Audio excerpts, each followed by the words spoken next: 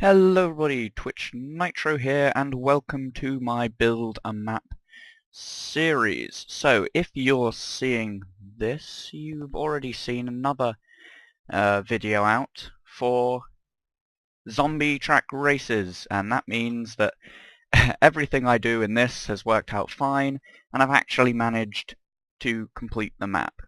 So if I haven't already explained it in the video that I did for that in the future, that I haven't done yet, this is going to be a series of videos outlining pretty much what I do to make maps. So there's going to be some building, there's going to be some redstone, some testing. I don't know if I'm going to be doing any redstone on camera or not, but I'm hoping to sort of show you all what goes on behind the scenes. I also have to apologize for not having a video for a while. I've been very busy at university, but now I've finished for the Christmas break. I have some time on my hands that I want to spend on this idea. I've had this idea for a while. So basically what I want to try and do is create a zombie racetrack, basically. And this is my awesome to-do board. So on this to-do board I'm going to outline what we're going to do in some of the episodes. So let's see. First, we've got the design build area. And you can see how bad I am at spelling. Design build. And I want to design build a scoreboard to display who's won the race. And there's going to be 6 colors. You probably already know most of this because of the actual video, so I won't drag it out. Each of these episodes are going to be about 15 minutes long, I'm hoping. So we should get some of the testing and stuff done today. So I want the scoreboard as one, and I want a start, finish, and a track. And I want the track. And I guess I also want to build stands. I might implement some kind of betting area as well where you can bet, but I'm not sure how I'm going to implement the redstone for that. I've got a few ideas on some of the different concepts I want to do and try. Obviously I want the finish line to automatically update some sort of really big, grand looking scoreboard. So I've got some ideas in mind. I'm not going into this blind. Sometimes I just sort of play around with an idea, but yeah, I'm just hoping that everything I think will work works at this point. And I know quite a bit about how zombies work, so hopefully I can manipulate zombies in some clever fashion to do my bidding. Which actually brings me to the first thing that we're actually going to do today, which is test zombie thinking. And actually I think instead of updating more of this oh dear, I was in range. Instead of updating more of this scoreboard and breaking it more, I think what I'll do is I'll build some tests and we'll come back and we'll learn all about how zombies think and how they act, because we're going to need to know how they react to different situations in order to accurately make these races fair, because I want it random. I'm thinking of giving the zombies speed boosts, random levels of speed boosts, and run down the track so some of them get to the end first. And so we're going to need to know as much as we can. So I think what I'll do is transition over and I'll have some things set up round about here. So see you in a second.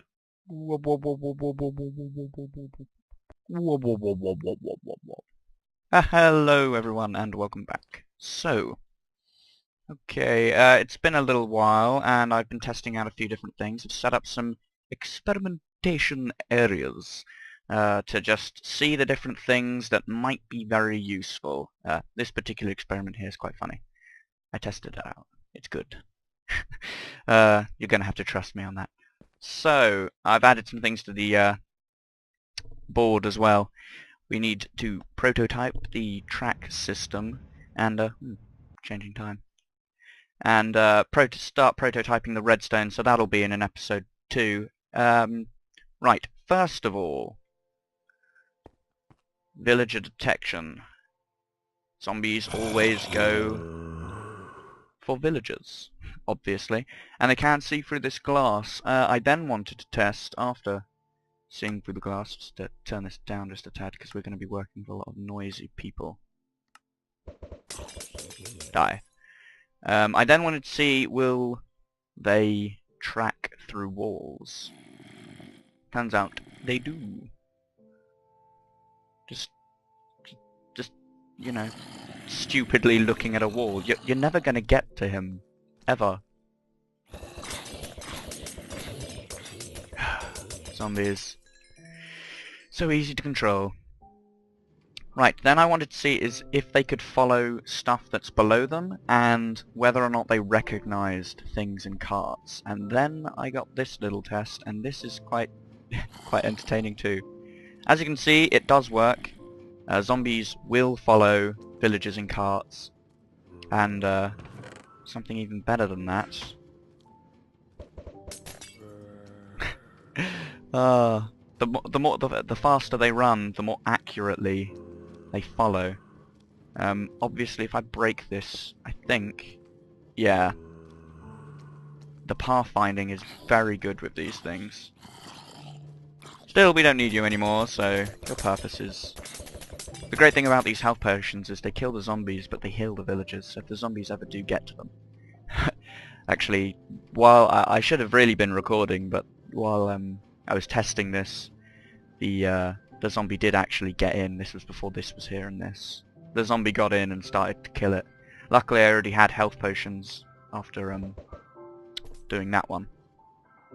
Right. So actually, speaking of splash potions... Oh, no, we'll get onto the splash potion technical stuff later. Let's stick with the zombies. So another thing I wanted to test was their detection range. How far away does a villager have to be before a zombie will just ignore it? And the reason I want to test this is because I'm planning on having the villagers control how the zombies run down the track, because I want the whole thing to seem as if there aren't any villagers. So that's why I wanted to hide the villager below ground and then have the zombies run after them above ground on the track, and then they'll get different speed potions accordingly. So obviously at 10 meters, beeline straight for it.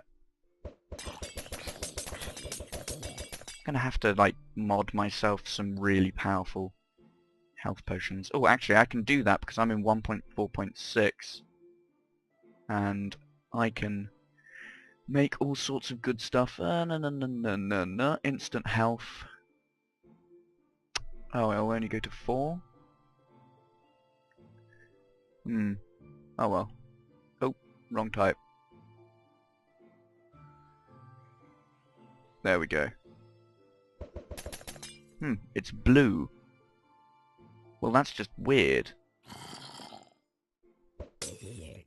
But much more effective. Okay, so continuing on, trying at 15. Again, it's an instant beeline. Get rid of you. You're much better. Much more useful. I might even put that into a hotbar. And if you try at 19, they don't even know they're there. I didn't kill him instantly. So this is the 15th, and this is 16 and 17. And at 17, it will detect the player, the villager. Now I also found out that their detection counts from this block here, because their actual detection range is apparently 16, and it's 16 from like the block next to it. So 17 is where they will track the villager. See, 17, 18, completely ignored. But yeah, so it's counting from block 2. So it's not actually the block the village is on, it's the blocks here, here, here, and here. I'm not sure about the diagonal, I didn't test that. But it shouldn't be a problem because I don't think I need to test it. Okay, and lastly, oh, this is a log out thing. I had to log out once, and so this half slab's here, so when I log out and log back in, because villagers will pop out of the minecarts, they can just go back into the minecart. I'm not sure how I'm going to implement that in the actual map.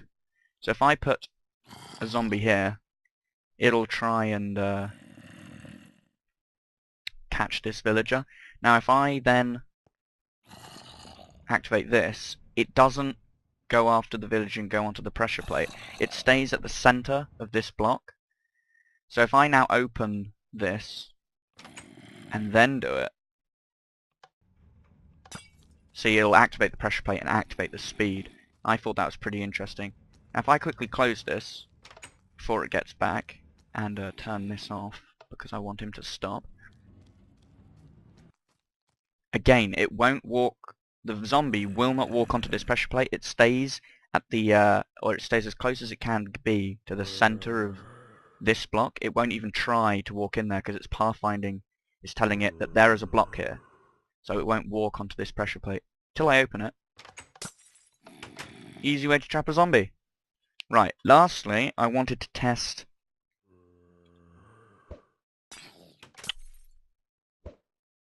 There we go. Lastly, I wanted to test splash potions. So, I think I have... Yeah, these are... I've set this preset up already. It's got, like, different coloured potions, because I wanted the particle effects of the zombie in the map to be different colours. And this is the different colours I've decided to use for the different sort of, you know, zombies. I had the idea that what I would do is I would create a zombie spawner which spawns one of each of the zombies in its specific coloured lane, and then their head would be one of these colours of blocks of wool, and the colour of the potion effect coming off them would be corresponding.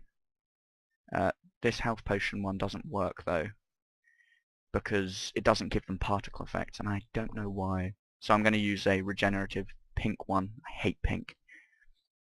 So yeah, I thought that would be a cool little gimmick. And also, the blocks on their heads will stop them suffering from sun damage, which is very important because I don't want to make a massive roof like I have done on all of these experiments. Okay, lastly is the potion effect range horizontally, vertically, and what will happen if something gets splashed by, let's say, a level 1 of something and then a level 2 of something. What wins? So first, let's do this. Got my milk ready. No potion effects. Both hit me instantly, and the potion 2 wins. Now just to double check this, I also created this over here. No potion effects.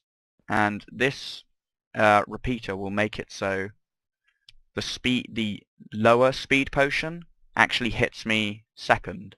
So if I go onto this, oh, there we go. Speed 2 is still on me, even though that this splash potion hit me last.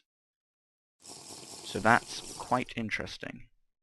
And now I will get myself my fire resistant splash potion. It's not actually a fire resistant splash potion, it's just coloured like that. So if I stand here and chuck it to the end, I don't get affected. But if I stand on it and chuck it to the end, still nothing.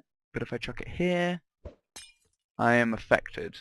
Now these last for 20 minutes, and I only got 2 minutes of that, or about 3 minutes. So the real maximum range you can sort of have is within this 4-block area, really. If you're standing in here and a potion hits the other side, then it will affect you. Whee! Love speed potions, so useful. It's a shame they just don't help you when you're flying. Lastly, obviously, I wanted the tracks to be running next to each other. So if these are the starting things, I want the tracks to be at least 1 block gap between them. Which is why I had to set up this test. And zombie eggs. Zombie eggs, they're good. So if I put a zombie in here, and a zombie in here, it can't be seeing that villager, is it? Oh good, they're not seeing any villagers. Now in this, I've got a splash potion, and in this I don't. And if I activate these, there we go. As you can see, this one has the splash potion, and this one doesn't have the splash potion.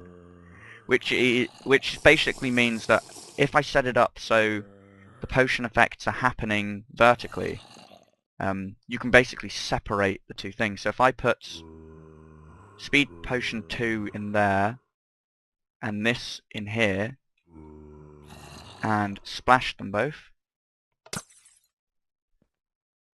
oh, all the particle effects are the same. I thought they'd be different. Oh, that's a shame. Oh, but I guess I can't use multiple coloured particle effects. Oh well, the blockhead thing will still work. Well, that's what all this testing is about, really. Oh, it would appear that I have started to go over time. So that's the zombie testing done. We know that they will follow tracks that are under them, and we have a way of speed boosting them to specific levels. Because the strongest always wins, that's why this is important. Because we're going to have a dispenser with different strength potions in, and then the dispenser will randomly pick one of those when they're activated and deposit it onto the zombie below. So the zombie in the next lane won't get the same effect, and then that way they'll all be running at different speeds. So it's good that we proved that correct. I think I'll build another prototype for the next episode to just show you at the beginning, and we will move on to perhaps prototyping redstone. You interested in a bit of redstone? Yeah, maybe. Or maybe the track system. Actually, no. I'll build a track system and then a prototype for the track system for next episode. And we'll do some redstone. Promise. Scout's honor. So that's good. We've tested the zombie brains. That is completed. And I'll see you all next time. Bye.